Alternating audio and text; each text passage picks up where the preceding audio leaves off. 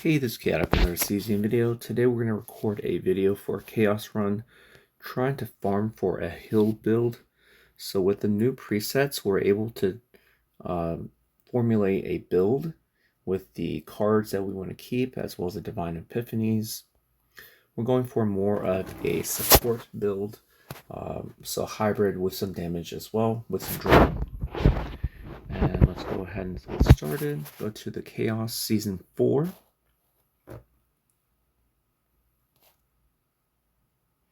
And we'll make sure it's a tier value is 15. The substats don't matter too much. As before, you want to make sure you don't have a minus credits, but here it doesn't matter since we're not rerolling the shop.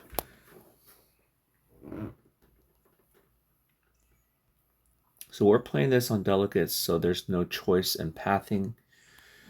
But if we were playing this on manual, then the priority for the nodes are obviously desire nodes. If you need a desired card, you can also purchase them in the shop as long as you've upgraded that in your shop. So here we can see you can buy an inquiry card, and then we can also refresh for other cards. So for now, I'm only going for survival. So we're going to skip the shop early on.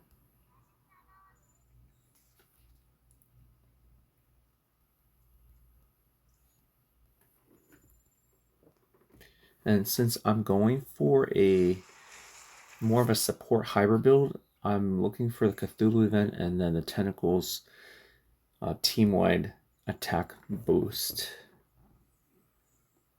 So we're going to go ahead and skip this, but we'll just go and take a look at it just for the synergy. Inquiry is good for draw.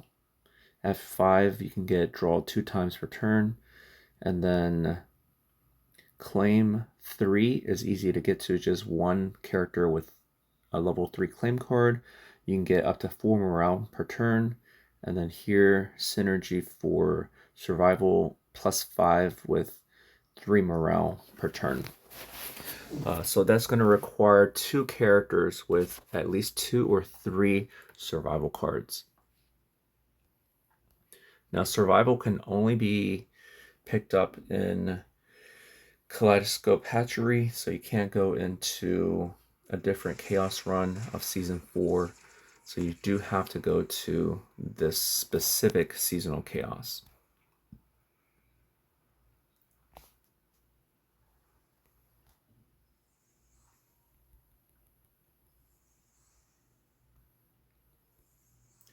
And then as far as manual playing on these manual playing, the root priority you want to focus on is desire nodes if you needed desire cards. And then here we have an event for the survival card, and Driven Hunt is the card I want, and the first roll I already got it, so we're going to go ahead and equip that. And then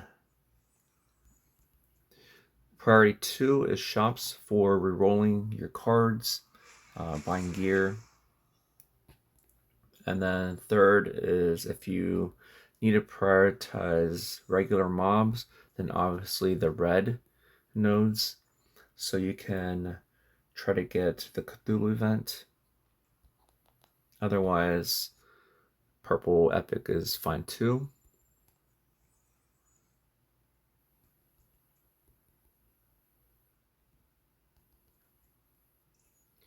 We're just cruising through right now, trying to get to the boss.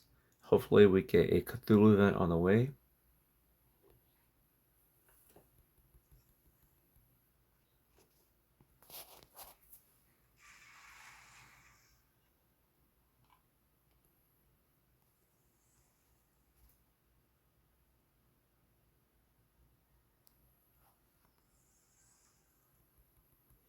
We can re-roll that one later on.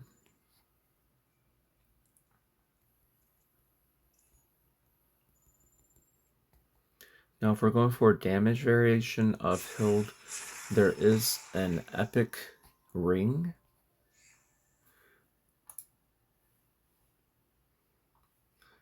purple ring called the pulsating egg at the end of the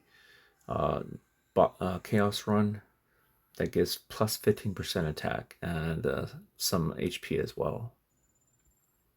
So with that ring, the weapon slot can be the RFS 17, which gives 10% critical chance for 0 cost attack cards. That works well with her build.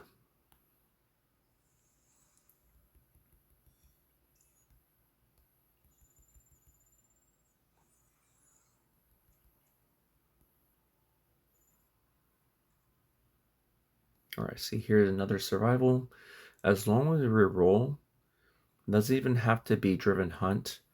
Maybe I can show you later, but if it's not driven hunt, it will give you the choice here whether you want to choose driven hunt or a different survival card, but it'll still upgrade to survival 2.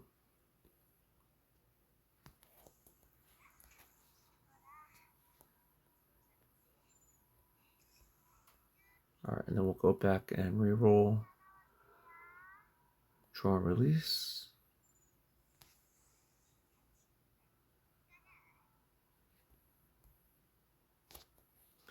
We can check the gear too.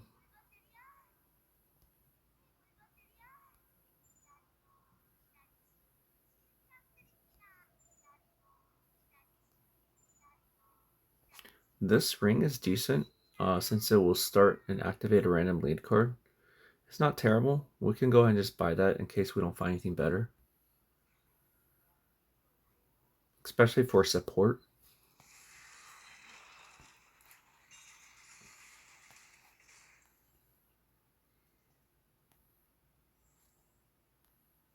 We are going to go back and change the Divine Epiphany on that, so it's not one that we're going to keep.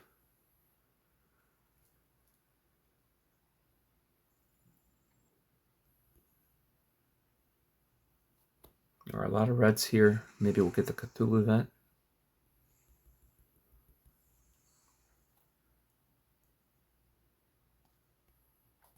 I'm going to reroll this one.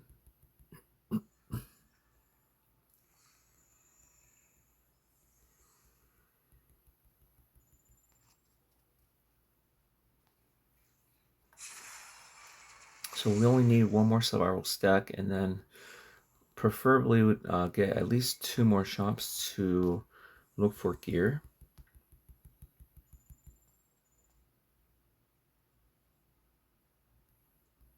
All right, here's a number 3 survival. Already maxed out driven hunt, so we don't need another survival node.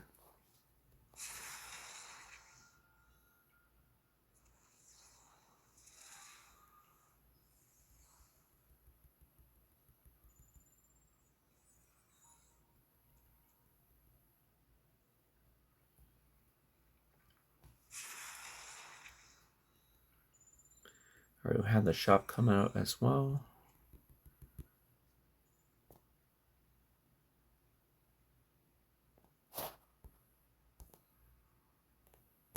I'm going to take a quick look at our cards. There's nothing else that we need to remove.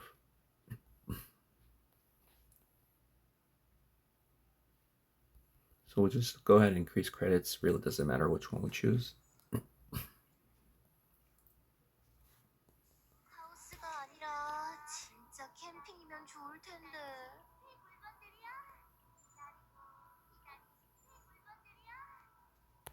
We'll just go ahead and buy this for now.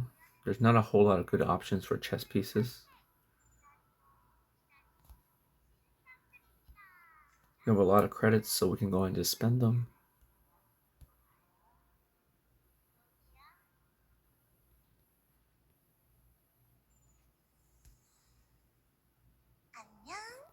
Okay, so we got all the cards we want. We just need to re-roll the Divine Epiphanies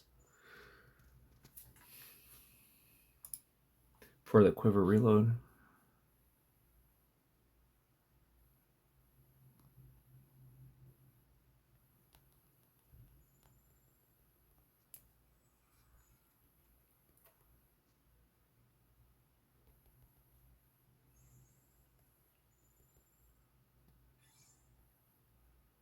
All right, here towards the end of the run, We really want to see a copy event.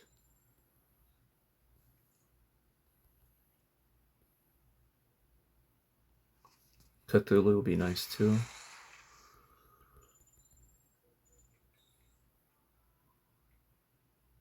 Here's another survival. We don't need that anymore. We don't need credits or removal, so it doesn't really matter at this point. These runs are a lot easier than last season. We're not re-rolling the gear, looking for very specific engravings. We always end up with plenty of credits at the end, which is why I think this season is very easy to make your decks. A lot less RNG involved. But the ceiling for the decks is definitely not as high.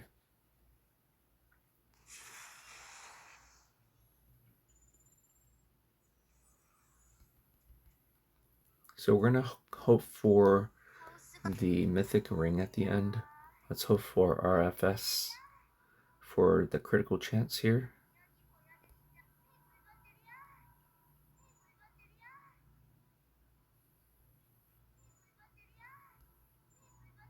No, we did not get it, but we'll go ahead and just use second method.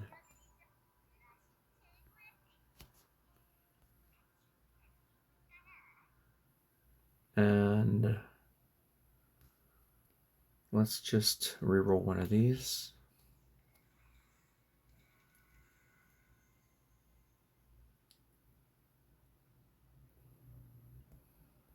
Since we have the extra credits.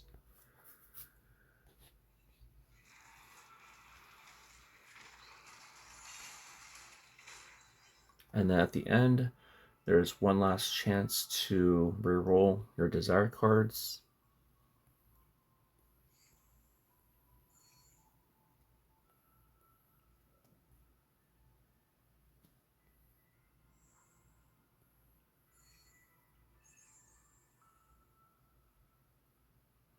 Okay, so we did not get the ring that we wanted, and none of these are really helpful.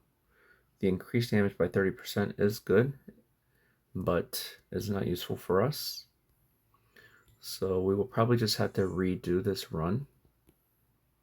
But in a nutshell, without pausing and looking and explaining, 10 minutes per run, very quick. You can complete 2 of these in 20 minutes.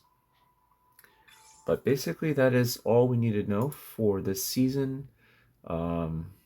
Depending on what you're trying to establish with your team as far as damage or draw, energy, resource generation, then you're going to choose the desire cards that fits your builds. And then because there's not going to be a whole lot of RNG involved with the run, just using the delegate function, you can easily farm 2 runs every day as long as you have 2 delegate passes every day. But that's basically it, and I'm going to do a last minute review for Hild before her banner ends in the next couple of days, just to let you know if she's worth pulling or not. I think she's definitely a great support character with a lot of draw in her kit that also can add some damage to your team. Even if you don't need her as a damage dealer, she's a great support. But as always, you guys have a great day.